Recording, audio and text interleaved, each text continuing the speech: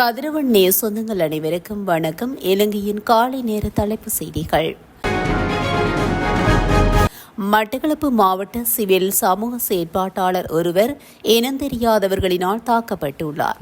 மட்டக்களப்பு கல்லடி திருச்செந்தூர் பகுதியைச் சேர்ந்த சிவில் சமூக செயற்பாட்டாளர் செல்வகுமார் என்பவரே வழிமறிக்கப்பட்டு இனந்தெரியாதோரால் தாக்கப்பட்டுள்ளார்.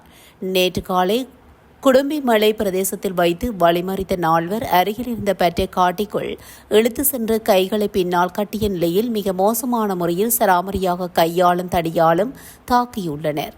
நேற்றைய தினம் கொடும்பிமலை பிரதேசத்தில் வைத்து முல்லைவாய்க்கால் கஞ்சி வழங்குவதற்கு ஏற்பாடாக இருந்த நிலையில் ஏற்பாட்டாளர்களில் ஒருவருடைய தாயார் காலமானதன் காரணத்தினால் நேற்றைய தினம் மேற்படி நிகழ்வினை நடாத்த முடியவில்லை. இதனை கொடும்பிமலை கிராமத்துக்கு சென்று உரிய தரப்பினரிடம் தெரிவித்துவிட்டு வருவதற்காக மோட்டார் சைக்கிளில் தனது பயணத்தினை மேற்கொண்டுள்ளார். செல்லும் வழியில் தரவே ராணுவ முகாமைக்கும் 5ஆம் கட்டை சந்தியில் அமைந்துள்ள ராணுவ முகாமைக்கும் இடையில் வழிமறிக்கப்பட்டுள்ளார். 2 மோட்டார் சைக்கிள்களில் காணப்பட்ட நால்வர் அரைகுறை தமிழில் முள்ளிவாய்க்கால் கஞ்சி வழங்குவது தொடர்பான கேள்விகளை கேட்டு சேட்டு கிளைக்கப்பட்டு உள்வெனியினால் கைகள் 2 பின்னால் கட்டப்பட்டு மிக மோசமாக தாக்கப்பட்டுள்ளார். இதன்போது அவரின் மோட்டார் சைக்கிளும் சேதப்படுத்தப்பட்டுள்ளதாக தாக்குதலுக்குள்ளான சிவில் சமூக செயற்பாட்டாளர் தெரிவித்தார். தாக்குதல்தாரிகள் அவ்விடத்தை விட்டு சென்றதும் வீதியால் வந்த சிலரால் காப்பாற்றப்பட்டு தற்சமயம் சந்திவழி வைத்தியசாலையில் அனுமதிக்கப்பட்டுள்ளார். நுவரெலியா கேட்டன் பிரதான வீதியில் நானுமுயா கிளாரண்டன் பகுதியில் பயணித்த எண்ணெய் தாங்கிய ஊர்தியொன்று நேற்று மாலை குடை சாய்ந்து விபத்துக்குள்ளாகியுள்ளது. கொழும்பில் இருந்த கேட்டன் வழியாக வழிமடை நோக்கி பயணிக்கும் போதே இந்த விபத்து இடம்பெற்றுள்ளது. குறித்த எண்ணெய் தாங்கிய ஊர்தியில் 33,000 லிட்டர் டீசல் மற்றும் பெட்ரோல் வெவ்வேறாக பிரித்து இருந்ததாகவும் பெருமளவிலான எரிபொருள் இந்த விபத்தில் வெளியேறி அந்த பகுதியில் பரவியுள்ளதாகவும் காவல்துறையினரின் ஆரம்பகட்ட விசாரணைகளின் மூலம் தெரியவந்துள்ளது. எண்ணெய் தாங்கிய ஊர்தி குடை சாய்ந்ததை அடுத்து வழிந்தொடிய பெட்ரோல் டீசலை பெருந்திரளான பொதுமக்கள் மிக நீண்ட வரிசையில் காத்திருந்து சேகரித்துக் கொண்டனர். எனினும் குறித்த விபத்துக்கான காரணம் இதுவரையா தெரியவராத நிலையில் மேலதிக விசாரணைகளை நானுமோயா காவல்துறையினர் மேற்கொண்டு வருகின்றனர். யாழ்ப்பாணத்தில் சிறுமியொருவரை தகாத முறைக்கு உட்படுத்திய குற்றச்சாட்டில் 32 வயதுடைய நபர் ஒருவரை கைது செய்யப்பட்டுள்ளார். இந்த சம்பவத்தில் யாழ்ப்பாணம் நெடுந்தீவில் உள்ள 15 வயது சிறுமியொருவரே பாதிக்கப்பட்டுள்ளார். சம்பவம் தொடர்பில் மேலும் தெரிய வருகையில் குறித்த சிறுமி 5 மாதங்கள் கர்ப்பமாகிய நிலையில் நேற்று முன்தினம் யாழ்ப்பாணம் போதனா வைத்தியசாலைக்கு அழைத்து செல்லப்பட்டுள்ளார். இதுகுறித்து விசாரணைகள் மேற்கொள்ளப்பட்ட நிலையில் அதே பகுதியைச் சேர்ந்த 32 வயதுடைய சந்தேக நபர் ஒருவர் காவல்துறையினரால் கைது செய்யப்பட்டுள்ளார்.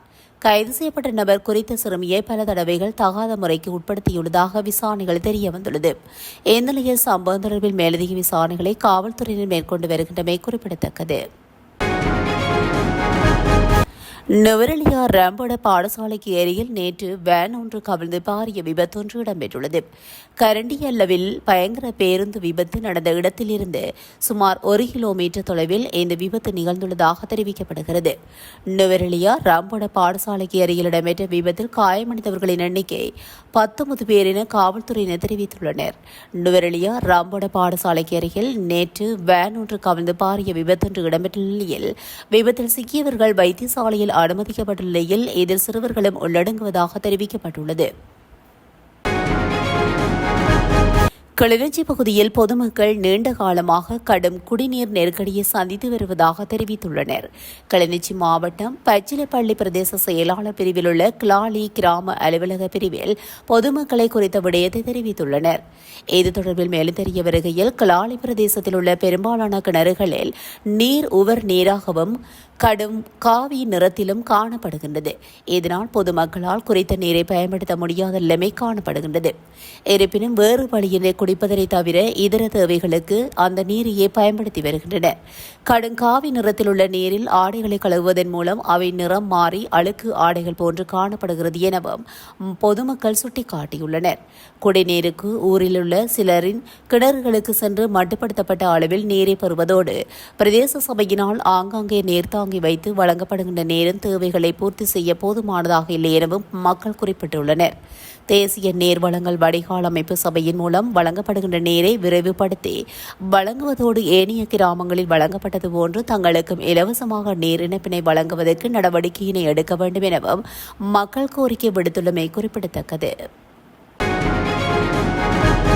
முல்லைத்தீவு புதுக்குடியிருப்பு பகுதியில் முதியோர் கொடுப்பனவு பெற சென்ற வயோதிப பெண்ணொருவர் தான் மோசமாக நடத்தப்பட்டதாக குற்றம் சாட்டியுள்ளார். இந்த சம்பவம் தொடர்பில் மேலும் தெரிய வருகையில் புதுக்குடியிருப்பு பகுதியில் உள்ள அஞ்சல் அலுவலகத்தில் நேற்று காலை முதியோர் கொடுப்பனவு எடுக்க சென்ற வயோதிப பெண் தான் மோசமாக நடத்தப்பட்டதாக தெரிவித்துள்ளார். தன்னை மரியாதை குறைவாக நடாத்தி முதியோர் கொடுப்பனவு அட்டையை தூக்கி எறிந்ததாக அந்த வயோதிப பெண் தெரிவித்துள்ளார். ரூபாய் 250க்காக காலையிலேயே நேர்கூட பருகாமல் நடந்து வந்து காத்திருந்த தனக்கு நடந்த இந்த சம்பவத்துக்கு யார் நியாயம் வாங்கி தருவது என அவர் கண்ணீர் மல்க கேள்வி எழுப்பியுள்ளார். முன்னாள் பொதுமக்கள் பாதுகாப்பு அமைச்சர் டெரானெலஸ் மெட தேசபந்து தென்னகோன் ஆகியோர் கோரிய 300 மில்லியன் ரூபாவை கொடுக்க மறுத்ததனால் தான் தங்காளி சிறைச்சாலையை தொடர்ந்தும் தடுத்து வைக்கப்பட்டுள்ளதாக பாதாள உலக கும்பலை சேர்ந்த கரகட்டா என்று அழைக்கப்படும் நதுன் சிந்தக விக்ரமரத்ன அவர்கள் மீது குற்றம் சாட்டியுள்ளார்.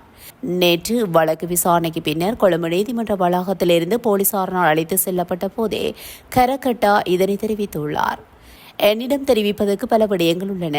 நான் அவற்றை அப்போது வெளிப்படுத்துவேன் என அவர் சிறைச்சாலைக்கு மீண்டும் அழைத்து செல்லப்படுவதற்கு முன்னர் ஊடகவியலாளர்களிடம் தெரிவித்துள்ளார்.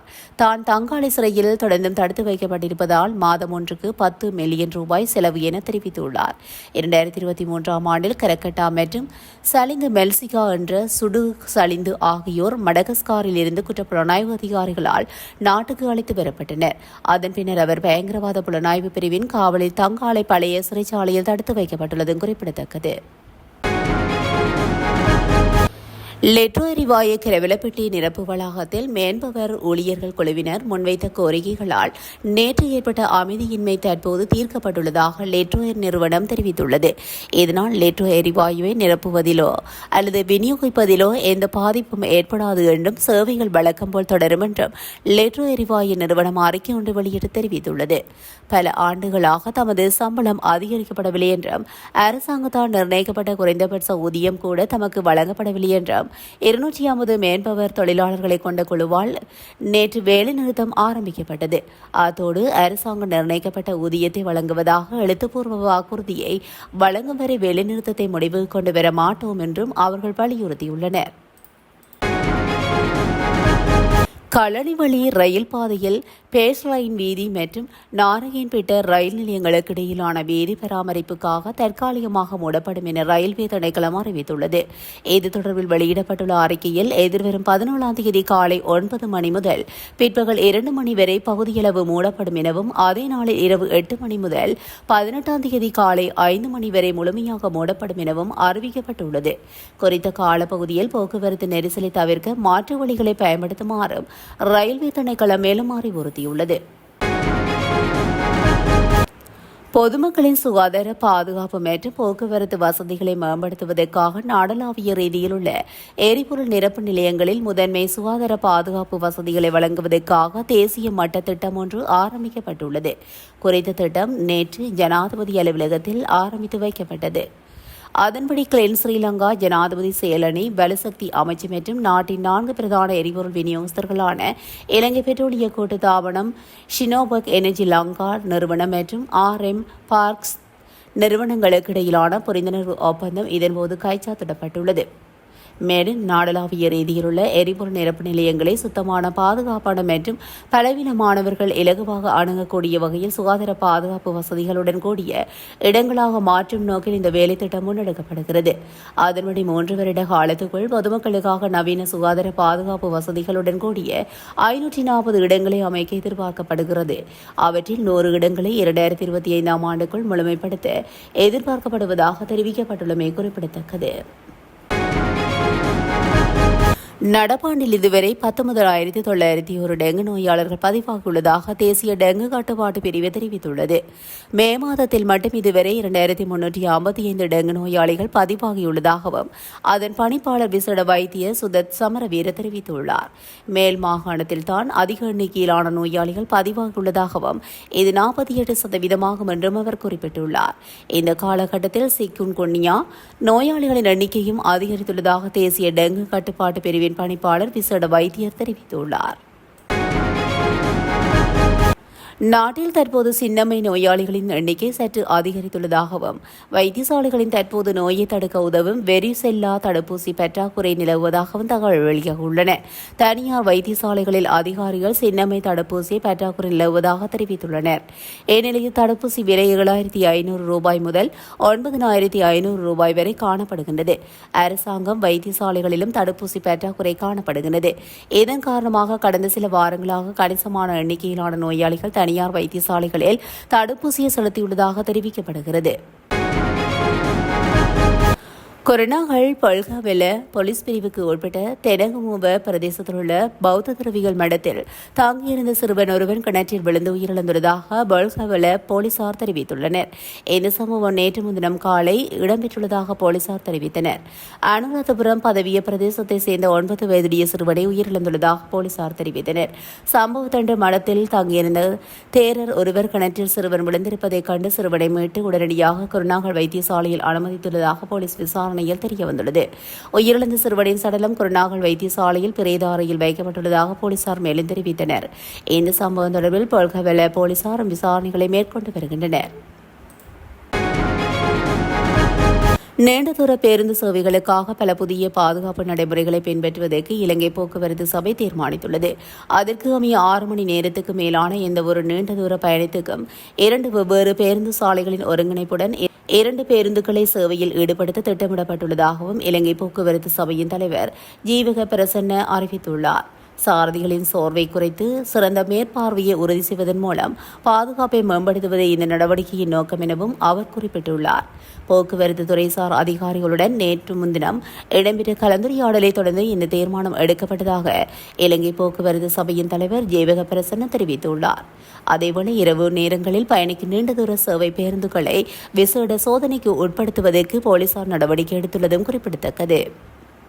ஏதுடன் இன்றைய காலை நேர தலைப்பு செய்திகள் நிறைவடைகின்றன. தொடர்ந்தும் செய்திகளோடு இணைந்திருக்க கதிரவன் நியூஸுடன் இணைந்திருங்கள். நன்றி, வணக்கம்.